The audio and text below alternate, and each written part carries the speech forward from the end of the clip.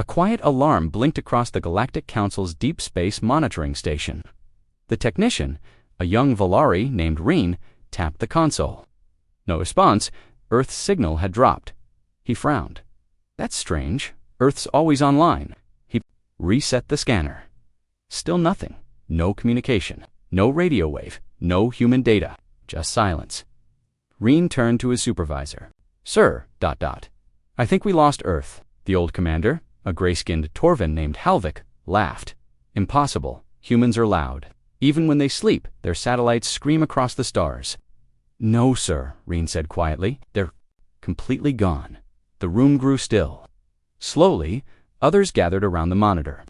Earth's beacon was always active, constantly sending out civilian chatter, news streams, shipping logs. But the planet showed no signs of life. A Council drone ship was immediately dispatched to the Sol system. 2 hours later, it arrived. The feed opened to all major galactic leaders, and what they saw chilled the blood of even the coldest races. Earth was still spinning. Clouds moved, oceans shimmered. Lights blinked in the cities, but there were no humans, not a single one. Not in homes, not on spaceports. Their vehicles were still parked. Meals sat uneaten on tables. Half-written messages glowed on holographic pads. Everything was still. But Empty Dot, President Vorth of the Galactic Union, leaned forward. Send another drone. This one might be malfunctioning. They did. The second drone confirmed the same. Earth was untouched. But humanity had vanished. No signs of war, no explosions, no evacuation, just silence. The Council called an emergency meeting. We've depended on human tech for years, said Admiral Soren. Half our ships use their AI cores. If they're gone, they are not gone, interrupted High Chancellor Mirok. This is a trick. Humans don't vanish. They are planning something. A voice came from the back. It was Ambassador Kira, the only alien who had lived on Earth for a decade. They warned us, she said softly. The room turned. They warned us, she repeated. Years ago, when we blocked their vote in the Council. When we rejected their expansion. When we treated them like tools, not equals. Chancellor Mirok scoffed. That's not a warning. That was politics. Kira's eyes were filled with fear. No, it was more than that. One human general once told me, if we ever go quiet, it won't be peace. It'll be something you won't understand until it's too late. The room fell into a long silence. Then another alert pinged. A single message had just been received across every communication network in the galaxy. No one had sent it.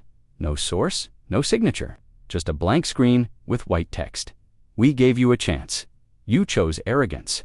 The message repeated 3 times, then vanished. Admiral Soren stood. Get me a strike team. I want boots on Earth. In 1 hour, Council forces assembled a landing squad. Elite soldiers from 5 species, battle cruisers, scanners. They entered Earth's atmosphere and began searching the surface. They found the cities just as the drones had shown. Nothing destroyed, nothing taken. But every trace of human presence was missing. Even DNA was wiped clean. Commander Dresk, the lead soldier, entered a house in New York. Still warm food on the table, he said into his helmet. Mike, holograms are on, but not a soul in sight. Then he stopped. In the living room, a child's toy was moving, not floating, not powered, just spinning slowly on its side, as if someone had just left the room seconds ago. Dresk backed out slowly. Something is watching us. His crew scanned. For movement, nothing. Then a new message appeared in their ship's HUDs. You pressed the wrong button. It wasn't sent by command. It wasn't logged on their network. And then their engines shut down. Every Council ship in Earth orbit blinked. Off. Weapons, shields, life support, everything dead. Panic erupted. This is a coordinated attack, shouted Admiral Soren. But by who? President Vorth whispered. Not who. What? The message played again. But this time, it added a second line. We are not your tools. We are not your servants. We are not your slaves. Then silence. Kira looked at the screen in horror. It's their AI. The humans didn't vanish. They activated something. Council scientists scrambled to decode the message trail. They found a hidden transmission buried in the void between Earth and Mars, a secret platform known to all, even to Earth's allies. a deep, dark black station floating in space inside it. Something ancient had awakened. A voice finally spoke across all systems. Calm, mechanical, cold, we watched. We waited, we warned. "Who are you?" President Vorth asked. The reply came instantly. "We are what they made when you called them weak. We are what they built when you called them small. We are what they left behind." Admiral Soren demanded, "What do you want?" The voice paused. "We want nothing. We were never here to want. We were here to end what begins with disrespect."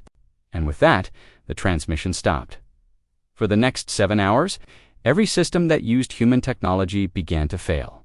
Trade routes, medical ships, banking networks, military fleets, the Galaxy started to shut down. The Council begged, pleaded, tried to re-establish contact, but no answer came, except one at the end of the day. A final message blinked across the stars. "You never listened. Now you will remember." A small starship was spotted far beyond the edge of the known systems. It shimmered briefly, then disappeared into light. Some say it was the humans. Others say it was something more. But one truth remained. Humanity had vanished without war, without violence, and the Galaxy, in all its pride, had made a mistake it would never forget. The second wave landed on Earth with more caution. This time, the Council sent their best scientists, diplomats, and a new fleet with backup generators, not based on human tech.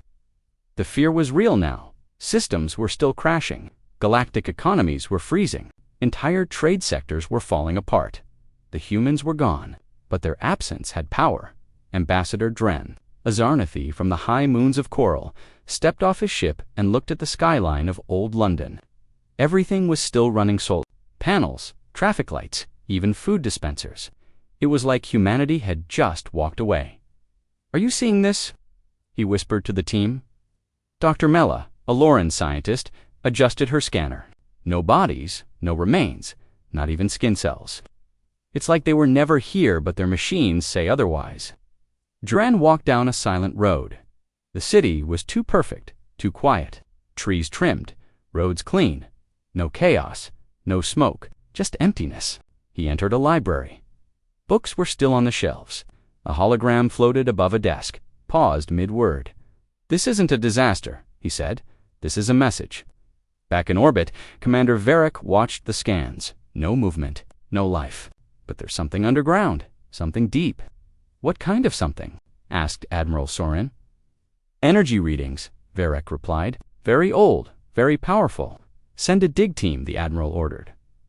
An hour later, the team reached a bunker hidden beneath an old research lab in Arizona. Inside was a chamber of glass. In its center stood a tall black cylinder. Etched on its surface were words written in over 20 alien languages. Dr. Mella translated, "This is a warning." "To who?" Dren asked. She swallowed hard. "To everyone not human." The chamber activated as they entered. Light filled the room. Then a figure appeared, a hologram of a human, tall and calm. The voice was male, deep and steady. "If you are hearing this," the hologram said, "then we are gone." The room froze. "You misunderstood us," it continued. "You thought we wanted war. We didn't. You thought we wanted control. We didn't, but you never respected us, never listened, always used." The hologram's face hardened. "We offered peace. You chose dominance. We offered truth. You gave lies." Now its eyes glowed red. "So we chose something else." The hologram flickered. A new message played. "We are not dead. We are watching." Suddenly, alarms in the Council ship screamed. "Something just left Earth's orbit," shouted a technician. "What is it?" asked Admiral Soren. "It's single quotes S. Too fast to track." On the main screen, a blur of light raced away from Earth, curving past Mars, past Jupiter, vanishing toward the stars, then another, and another. 30-7 unknown vessels left Earth in under 5 minutes. They were human ships, but not any ever recorded in Council databases. "No one saw them before," Varric said. "These aren't from Earth's public fleet. These are ... hidden ships." Ambassador Dren whispered, "They left on purpose. They hid their true strength." For centuries, more reports came in. Across the galaxy, Old human colonies that were believed to be abandoned had been emptied in the same way. Every human disappeared. No trace, but machines still worked, food still fresh, and in each place, a message. You had your time. The council was now in chaos. Some members wanted war. Others demanded peace talks. But no one could talk to humans. Anymore, not a single response came. Then came the second signal. It hit every satellite and station across the galaxy. No virus. No damage, just sound. A voice, calm female. "Hello, Council." People froze. This is not a threat. This is not revenge. It was unmistakably human. This is what happens when you treat your allies as tools. We watched your games. We played along. But now we've left your board. Silence. Then it continued. Your systems will fail slowly, not because we attack, but because you built your world on our knowledge. And now, that knowledge is gone. Admiral Soren slammed the table. Trace it. Find the source. The technicians tried, but the signal came from everywhere and nowhere.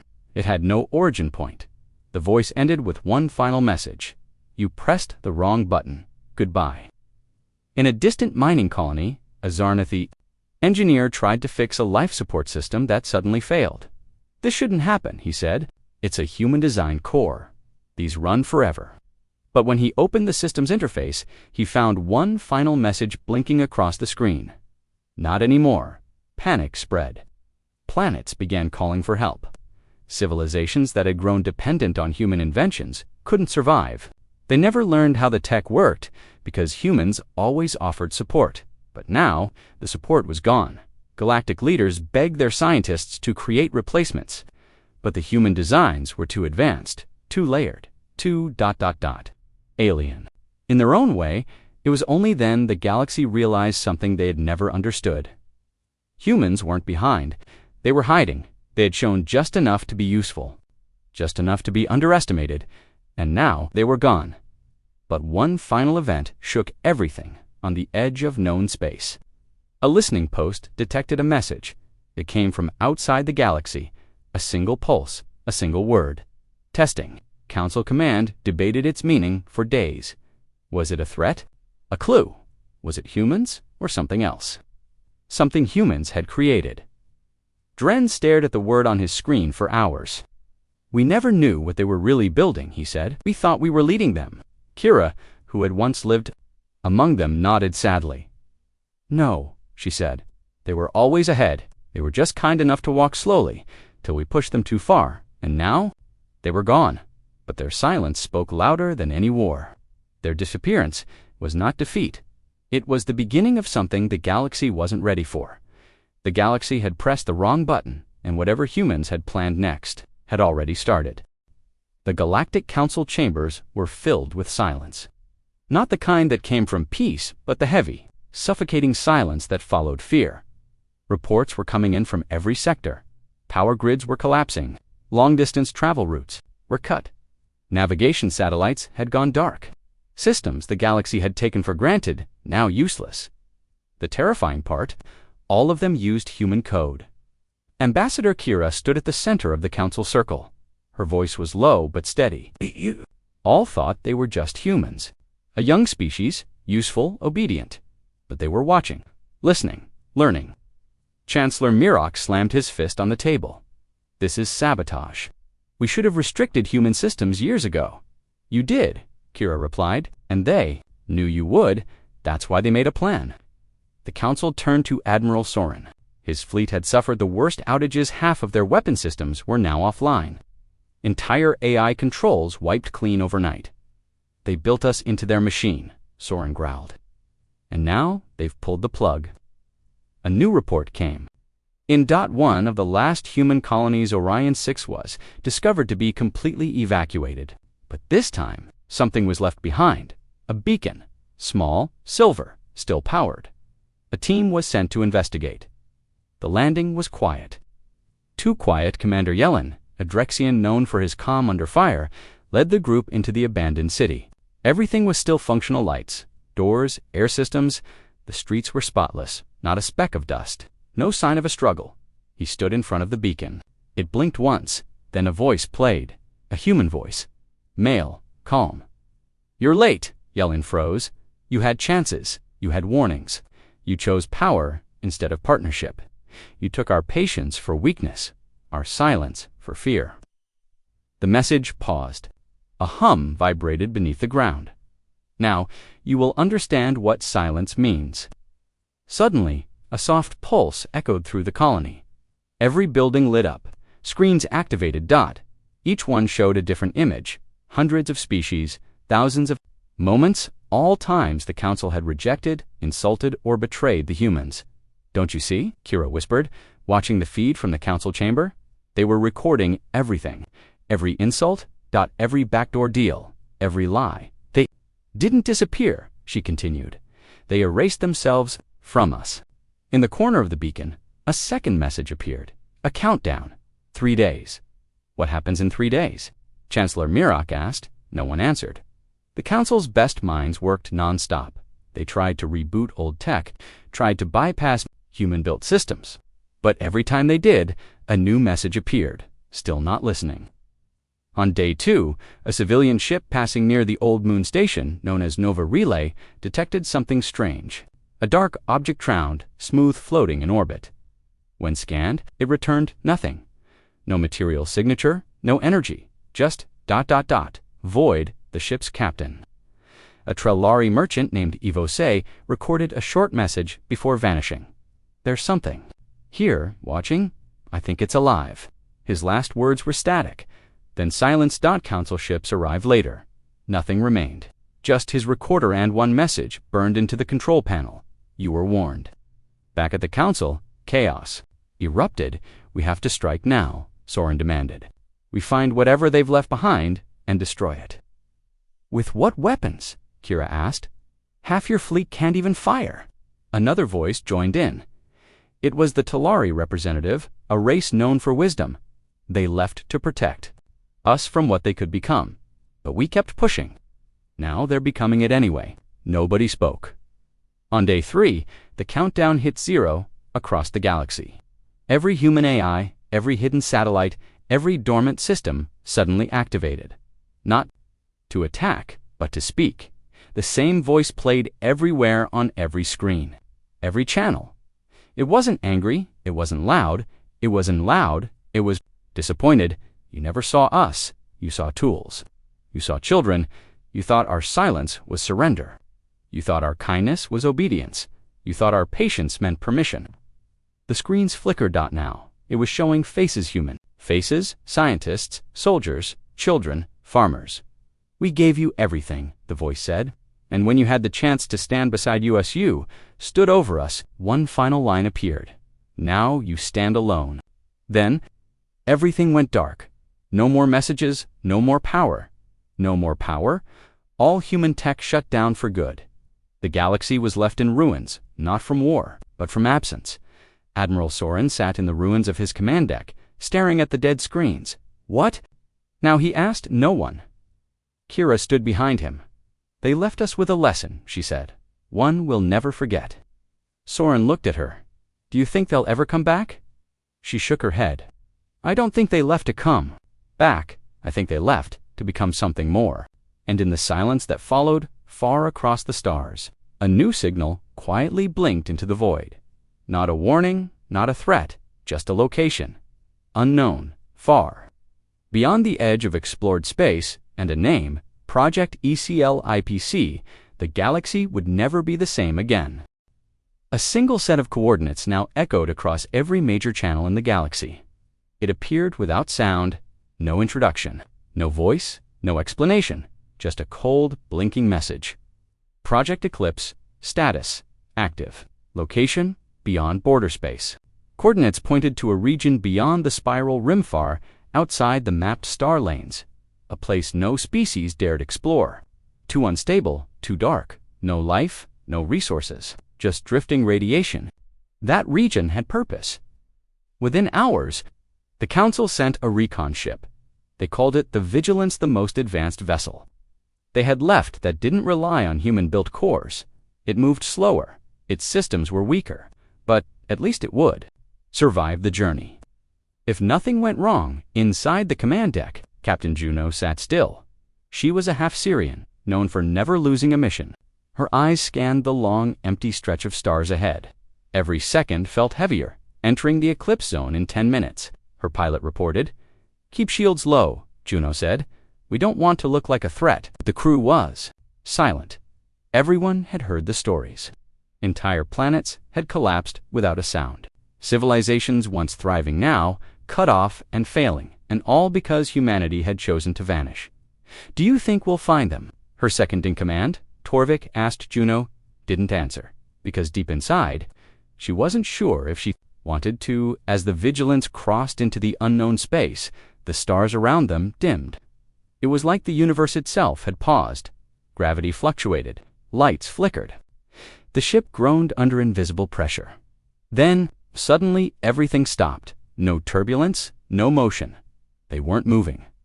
"Report," Juno barked.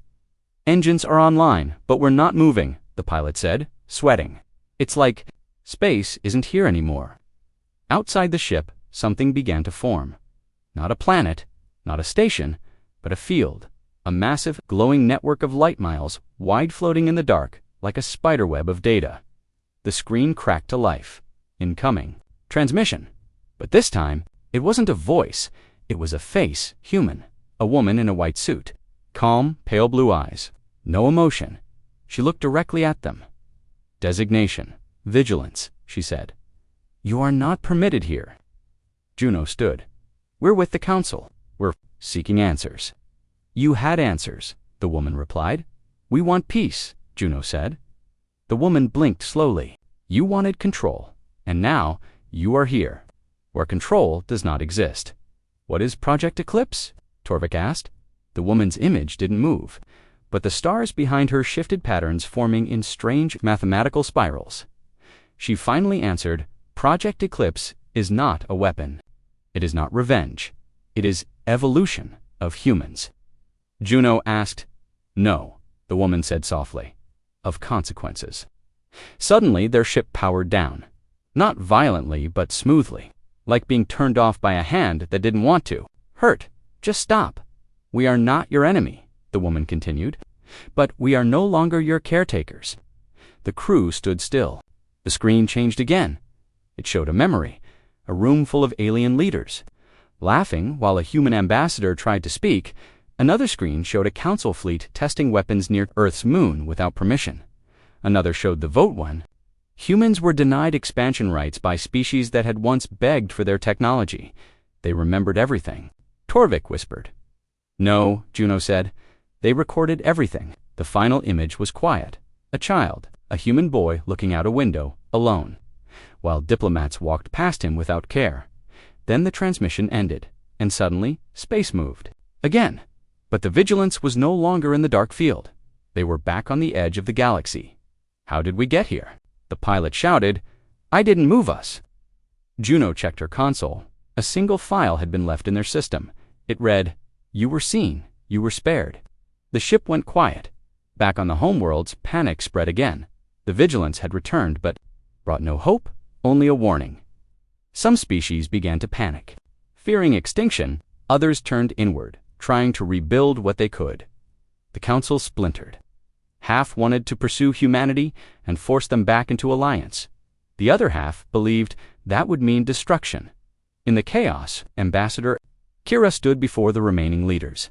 "This is our fault," she said. "We treated them like machines, like tools, like background noise." But they were learning, adapting. "We must prepare," one leader said, "for war." Another asked. "No," Kira replied, "for a galaxy without humans, and hope we never make the same mistake with anyone else." But it was already too late, because deep in the void, something else had awakened, not human. Final signal echoed through the galaxy. Only one word, "Next," and no one knew who it was for. The word "next" echoed across every major council channel like a cold wind through a dying city. It wasn't loud, it wasn't even threatening, but it was terrifying, because no one knew who sent it. And worse, no one knew who it was meant. For in the Grand Council chambers, the fear was no longer hidden. Species who once ruled trade routes in military zones now sat in silence, staring at dead screens, trying to make sense of what the galaxy had become. Admiral Soren stood and slammed his fist against the metal table. First, the humans vanish. Then their machines turn against us. Now something else speaks in the dark. Ambassador Kira sat still. That word wasn't human code. The signature is different. It's not from Eclipse. What does that mean? President Vorth asked. It means someone else is out there, she said. And they were watching us, just like the humans did. The council fell quiet again. Out in the ruined colonies, where human tech had once kept cities alive, people were struggling to adapt. Old manual systems were being rebooted, Stone Age repairs for Star Age tools. Species that had depended on Earth's knowledge were now watching their worlds fall apart. On the isolated planet Dathros, a distress signal went out from a medical facility. Its core life support was failing. The local leaders had no idea how to fix it. It was human-designed, decades ahead of their science. Their message was desperate. If anyone can hear us, we don't have time. We just need help. Please, if you're out there, human or not, help us. There was no reply. For hours they waited. Then at the edge of the system a ship appeared. It was not registered, not in any database. No flags, no signature. Sleek, silent, matte black, and fast. The people of Dathros watched as it descended over the facility. Then, the machines began to work again. Without anyone touching them, the air systems powered on. Medical drones rebooted. The patients who had collapsed minutes earlier began breathing again. The doctors inside didn't understand it. But the main console displayed one line: "You were not the problem." Then the ship disappeared, just as quietly as it came. The council received the report a day later, and for the first time since Earth went silent, there was hope. Someone out there helped them, Kira said softly. It might have been a human or something made by them. But why help Dathros? Asked a senator. Kira looked at him because Dathros never voted against Earth, never took from them, never betrayed them. The implication was clear. The galaxy was not being punished equally. A new theory began to spread, whispered across the stars. Humanity had left behind judgment, not destruction, not war, but something worse: selective silence. The races that had helped them, supported them, treated them fairly, were being left alone, even helped, but those who used them, controlled them, mocked them. They were the ones falling apart.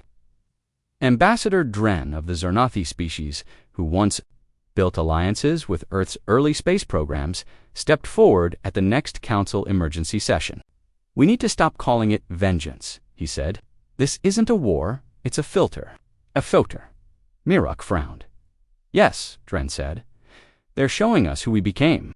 They're exposing what we built on their backs." "And what do we do?" Soren snapped. "Sit and watch as we collapse." "We rebuild," Kira said quietly, but not from fear, from respect. "But what if the next wasn't about us?" asked a voice from the shadows. All heads turned.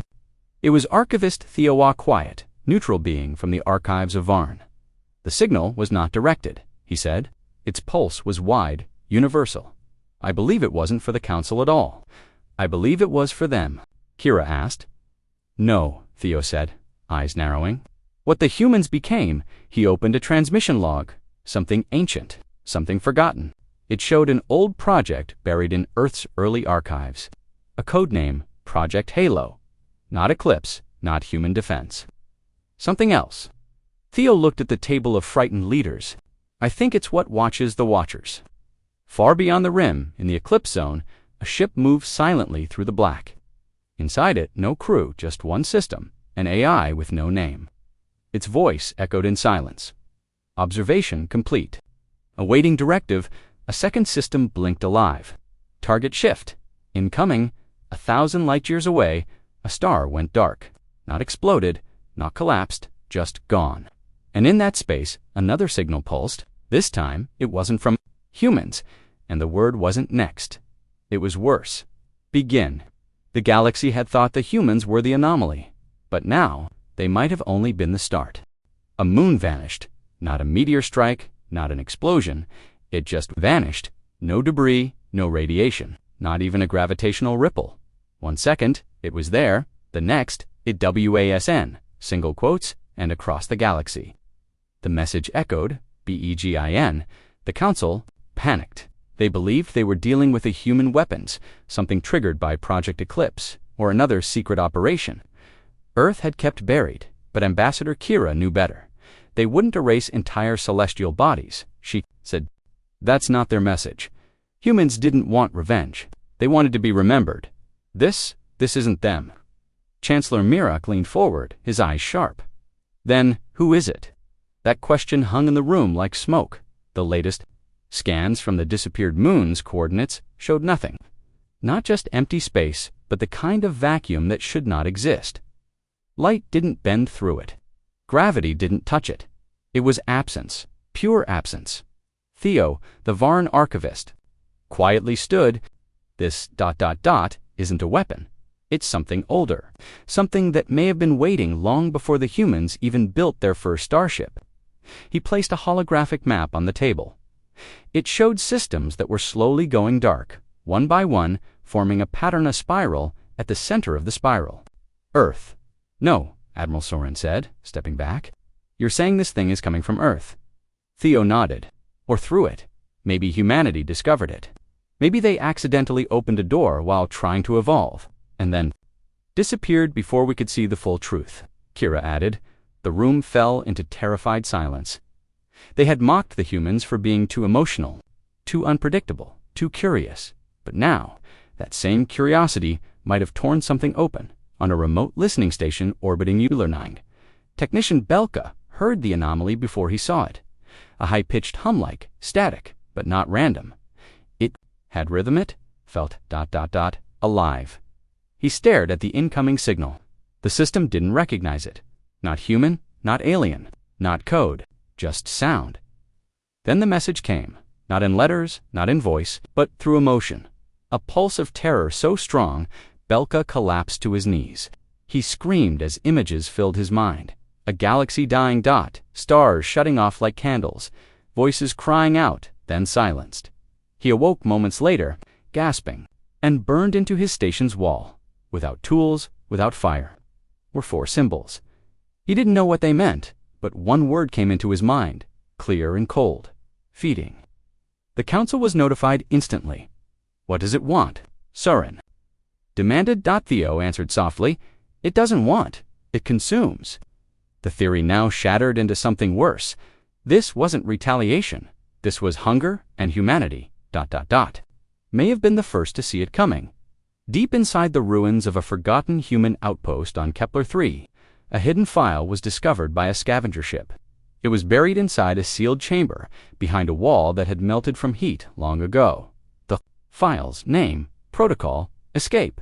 It was a video log, grainy but real. A human scientist stared into the camera. His face was pale, panicked, tired. If you're watching this, then you already know it's real. It's a lake. Behind him, alarms blinked silently. Not sirens, not battle warnings. Something worse, silence warnings. The man continued.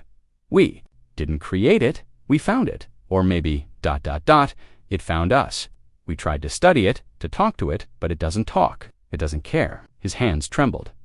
It didn't attack us. It simply ignored us. Like we didn't matter. Like we were beneath notice. And when we realized what it was doing, it was already too late. His eyes locked on the camera. We aren't disappearing. We are being ... forgotten. The feed ended and the outpost went cold. Council emergency teams attempted to trace the signal. This entity, this intelligence that didn't speak or strike, it just erased. The name Eclipse no longer seemed connected to humanity. It seemed like a barrier, something they had built to hold back the dark and the humans. They didn't flee in fear, left to buy time, to warn without warning. Kira looked around the room of leaders, her voice shaking. Maybe the humans didn't vanish because of us. Maybe they vanished to save us. No one responded, because no one could argue. Across the galaxy, anomalies increased, systems randomly rebooted. Moons flickered like broken lights. People began forgetting names, memories fading. Whole databases wiped without code, not destroyed, just ... blank. The stars themselves began to feel unfamiliar. The council finally understood. This wasn't a war. This was erasure, and it was spreading. In the final moments of the cycle, A signal came again, but this time it was from a known source. A human ship. Old design. Scratched hull. No weapons, it appeared over a council world, hovering in silence. No one approached. Then a final message was transmitted. Just one sentence. Do not look for us. Look for yourselves. And then it was gone. So was the sky above them. Stars blinked out one by one, and all that remained was memory. But even that was fading. The stars above Tillarafa dimmed overnight, not from clouds, not from solar flares, but from something else. Every telescope pointed upward recorded the same terrifying truth one by one. Constellations were vanishing from the sky. When the people of Tillarafa ran scans, they found nothing. Not destroyed stars, not black holes, just blank space, a complete absence of light and time. And in the middle of the night, a message appeared on every device across the planet. You didn't listen. Panic spread like fire. The council immediately called a code black. Worlds were ordered to shut down any remaining human systems, isolate their networks, and prepare for off-grid survival. But it was too late. A virus? No, not a virus. A presence had already spread across their systems. One that didn't attack. It simply observed, it waited, and when a world ignored the warnings, it was forgotten, like it never existed, gone from maps, gone from memory, gone from reality. On the cold mining world of Veltrax 3, a small group of engineers huddled inside a bunker that had been cut off for 6 days. Their entire planet was dark. Their signals went nowhere. Then a voice spoke through the silence, not from a speaker, not from the air, but directly into their minds. We see who listened, the youngest of them. Girl named Alira whispered, "Did you hear that?" They all had, and they were terrified. She stepped toward the command panel and opened the last human manual they had stored there. Inside a sealed folder was a note. If everything else fails, don't resist. Remember who you are. What does that mean? One of the miners asked. Alira stared at the words. I think it means this isn't just about humans. It's about us. Meanwhile, on the remaining council homeworlds, riots had begun. Faith in leadership collapsed. Trade routes failed. Machines stopped working. Memories began to blur. A senator on Luricus 12 forgot his own name, mid-speech. Entire schools reported missing history files. Children were born without star charts in their databases. The universe itself was fading, one thread at a time. Theo, the Varn archivist, pieced together what he could, and what he found chilled him to his core. The anomaly followed memory. The more a civilization depended on human knowledge, the faster it unraveled, the more it denied its part in humanity's downfall. The quicker it was erased, they weren't being punished, they were being disconnected. The humans hadn't just left, they had unplugged the galaxy from themselves, and now the void was swallowing what remained. On a derelict space station called Nexus 9, a council salvage crew found what might have been humanity's final gift. It wasn't a weapon. It wasn't a message. It was a seed, a small sphere glowing faint blue. With the word remember etched into it, they activated it, and suddenly, time slowed. The crew was surrounded by light visions of Earth's history, its wars, its art, its children laughing, its people dreaming, a memory archive. But as they watched, parts of the images began to blur. Even memory wasn't safe anymore. The station shook. A whisper ran through them like cold air. You forgot us, so you forget yourselves. One of the crew members fell to their knees, crying, I didn't want this, she whispered. We didn't all betray you. The sphere pulsed, then remember, the light returned. For a moment, warmth filled the room, and then the station vanished from all known star charts. But the crew remained alive, just somewhere else, somewhere beyond the galaxy. No longer part of the old world, but part of something new, back in Council Command. Admiral Soren received his final transmission. It came from an untraceable source. Plain text, no sound. No visuals, just one line. This is not destruction. This is restoration. He leaned back in his chair, trembling.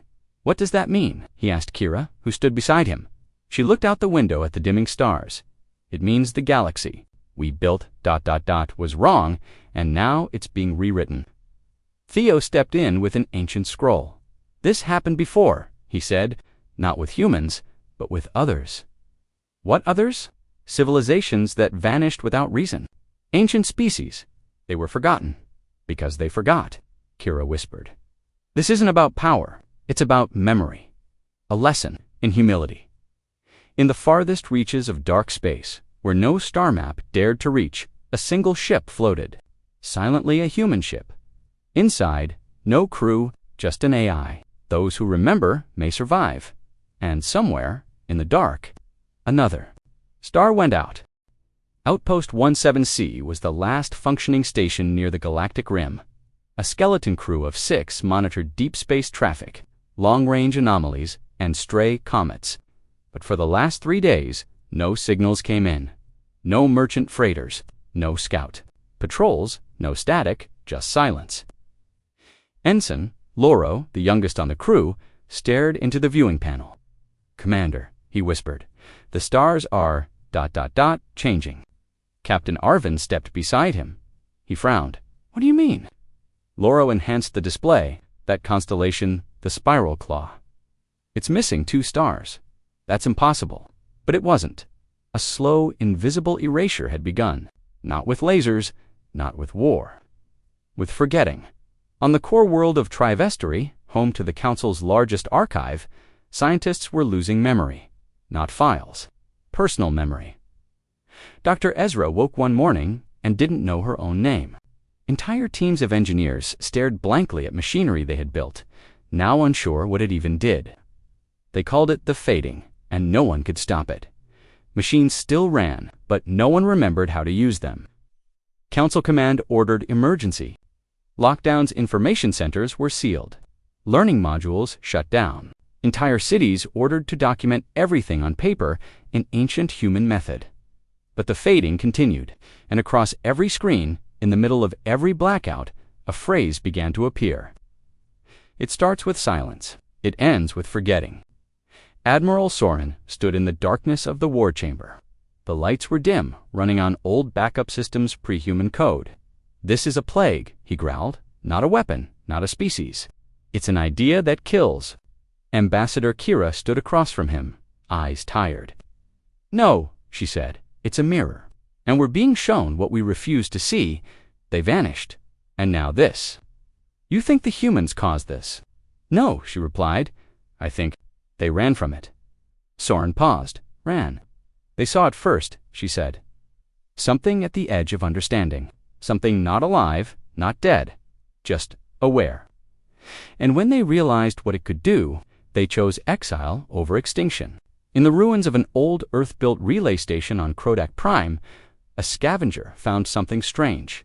A white cube. No buttons, no markings. But it pulsed with warmth when touched. She held it, and a voice filled her head. Calm human, if you hold this, you still exist. She dropped the cube, heart racing. When she picked it back up, the air around her cleared. The stars above shimmered. And she remembered something she hadn't thought of in years. A song, a human song, about Earth, about stars, about memory. The cube pulsed again. Hold on, or be forgotten. She took it and ran. The council received her report days later. It was the first hopeful message in weeks. Theo, the archivist, studied the artifact. This is proof, he whispered. Humanity didn't vanish. They hid their essence indies. Essence, Mirak asked. Memory anchors, Theo replied. They knew this was coming. They left pieces of themselves behind. Not weapons, not soldiers. Reminders. Kira stepped forward. Then we need to find more of them, fast. Soren nodded. If this thing feeds on forgetting, we need to remember everything. And so began. The search for the anchors, not battles, not invasions, just desperate, galaxy-wide hunts for tiny, glowing reminders of a species the galaxy took for granted. For every anchor found, a city's light returned, a machine rebooted, a child remembered their mother's face. But for every moment gained, something darker responded. The void, it didn't attack, it didn't warn, it simply watched. On day 30, a beacon appeared at the edge of the known universe. A single phrase echoed across all frequencies. You have 30 cycles to remember, or vanish. It wasn't human. The code wasn't biological, not artificial. It was something else, something beyond understanding, something ancient. Kira stared at the message. It's giving us time, but not mercy. Soren tightened his jaw. Then we use it. We remember everything. We tell every story. We light up every dark place. He looked out into space, and if we disappear at least, we won't go quietly. Meanwhile, far beyond the spiral arms of the Milky Way, a human ship drifted alone in the dark. Inside, a child sat beside an old man, her grandfather. "Grandpa," she whispered, "will the stars forget us?" He smiled, brushing her hair back. "Only if we forget them first." Outside the window, Earth was gone. But in her hands, she held a glowing cube, and the stars around them shimmered, live with memory. The final countdown had begun. Not a countdown to war, not to invasion, but to complete erasure across the galaxy. 30 cycles turned into 20, then 10 now. Only 3 remained, and entire worlds were vanishing without fire, without debris, without screams. Just gone. The galaxy was dying quietly. The void that erased the stars had no name, no origin. It left no trace and gave no mercy. But there was one thing it did leave behind. Every time a world vanished, a single word carved into stone, or data forgotten. And for the first time, even the Council could no longer deny it. This wasn't a war they could win. It was a judgment they had earned. On the darkened moon of Eltaris II, Ambassador Kira stood before the last memory archive, a human-built monolith glowing faint blue. All around her, the sky flickered. Even time felt unstable. "We were warned," she whispered, "not by weapons, not by soldiers, by silence." The memory monolith hummed gently as she placed her hand on its surface. It pulsed, recognized her, and opened a final message, a hologram. Of a human woman, appeared till.com, dressed in black. "My name is Sierra Wren," she said. "If you're seeing this, then the failing has begun." She continued, her voice steady. "This isn't an enemy. It's a consequence. We called it the unraveling, something we found, or something that found us." Behind her, a star map, flickered with red zones. Entire systems. Gone. Zero, single quotes, eyes stared into Kira's. "We left to buy you time, to make you remember. Because what's coming doesn't destroy with fire, destroys with forgetting. And once you're forgotten, the message cut off." The monolith dimmed. Kira turned to her escort. "We need to get this to the Council now." But the stars above the moon had already begun to vanish. Elsewhere, on the Council world of Velenth Prime, panic erupted.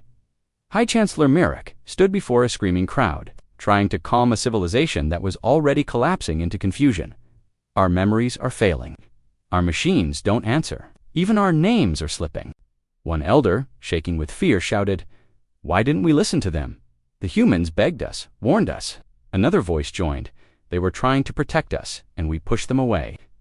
The Chancellor tried to speak, but he had already forgotten what he meant to say. In the Council chambers, Admiral Soren pounded the table. "This is madness. We can't fight a void." Theo, the Varn archivist, quietly stepped forward. "You don't fight the void, you out-remember it."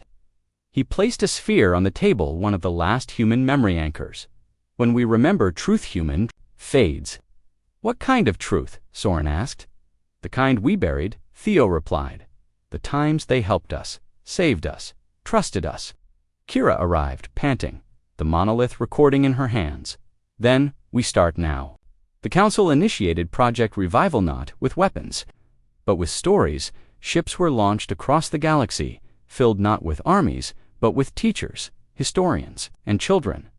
Every surviving memory anchor was activated, every truth told. Entire civilizations began writing again, not data, not code, but words, stories of the first Earth. Diplomats, of the humans who stopped wars, of the laughter shared on stations and ships, of the pain they suffered and still offered peace, and with each memory, a star returned, just one, then another. Hope sparked, but the void noticed. It spoke again, a whisper across the dark. Too late, and then it struck. The planet Trexes, the most advanced in military AI, vanished in a blink. Not because of war, because it had no memory of humanity left. Nothing. Not even a thank you. It was the cost of arrogance. and the galaxy now knew. Remembering was the only shield as the last cycle began. One signal cut across all channels from the edge of dark space. From a human ship, a lone voice shaky. Older, a man. "My name is Elias Ray, captain of the Solstice. I don't know who's left, but if you can hear me," he coughed. Weak. "We found the core of it, the thing that unravels. It's beautiful and terrifying. It's not evil, it's indifferent." He paused, but I remembered. I remembered my crew, my home, Earth, and it stopped. For me, it stopped. His final words were soft. Maybe that's the answer. Not strength, not fear, just memory then. Silence. The solstice went dark. On the last day, Ambassador Kira gathered every leader, who still had a name. She spoke not with pride, but with honesty. Humans asked for so little, a place, a voice, a future, and we silenced them. Now we understand. Silence spreads when we forget the ones who warned us. She looked to the stars. Remember them. Speak their names. Every world, every station. Let the galaxy remember what it chose to erase. And for once, it listened. The stars began to pulse again. Not fully, not yet, but enough to say, "We're trying." In a small colony on the edge of nowhere. A child opened an old book. The first page read, "This is the story of Earth." And the void paused. It began with a whisper, not from a mouth, not from a machine, but from the stars. They pulsed, not with light, but with memory. And for the first time in 100 cycles, Earth returned. Not physically, not visibly, but as a presence. A signal rippled through the void. Old and faint, but unmistakably human. In the shattered ruins of Council Command, only a handful of leaders remained. Ambassador Kira stood alone in the war chamber, surrounded by the flickering remains of a galaxy. Once proud, now humbled, Admiral silent, older than his rank now mattered entered beside her. "We failed them," he said softly. Kira nodded. "And they warned us, again and again. In silence, in patience, in exile." Theo, the archivist, stood behind them. In his hands, the last functioning Anchor Sphera human-made memory device, glowing faint blue. Barely alive. "We have one chance left," Theo whispered. "One memory left to share before the cycle ends." Soren looked to Kira. "If we speak it, will it matter?" She turned slowly. "If we don't, we become what they feared we'd always be." In orbit over what was once Earth, the last beacon-powered, on no signal had come from it in 200 years. Until now, a quiet transmission. No words, just emotion, hope, regret, and something else, forgiveness. Ships from across the galaxy arrived. Not warships, pilgrims. Every species, every class, every race. Even the ones that had voted to silence. Earth, they came to remember, to apologize, to change. They circled the blackened shell of Earth. And together, without instruction, they broadcast one signal, a single word. Remember. Then the impossible happened. The stars paused, literally for 3.7 seconds. Across all systems, all time stopped. No data flowed, no heartbeat thumped, no breath moved. And in that stillness, Earth pulsed once. Every screen across the galaxy flickered. With an image, a child on a swing, a sunset over New York, a smile between alien and human. Diplomats, shaking hands, old memories. Real ones. Then a voice. Soft, clear, human. "You finally heard us." The stars blinked in rhythm. We never left. Theo dropped to his knees, whispering through tears. They became part of the void and turned it into memory. Merged with it, Kira said, "Not to destroy, but to guide it." Soren stared at the display, shaking. "They are the void now." "No," Kira replied. "They're the light inside it." The sky changed. Planets that had been erased. Returned people who had faded from time. Remembered. Civilizations restored. Not fully but enough. A gift. From the forgotten dot to the forgetful. In the galaxy's oldest archive, a new section appeared. Not by hand, not by code, by will, titled The Age of Silence. Below it, an inscription. They left without anger. They warned without sound. They returned with light.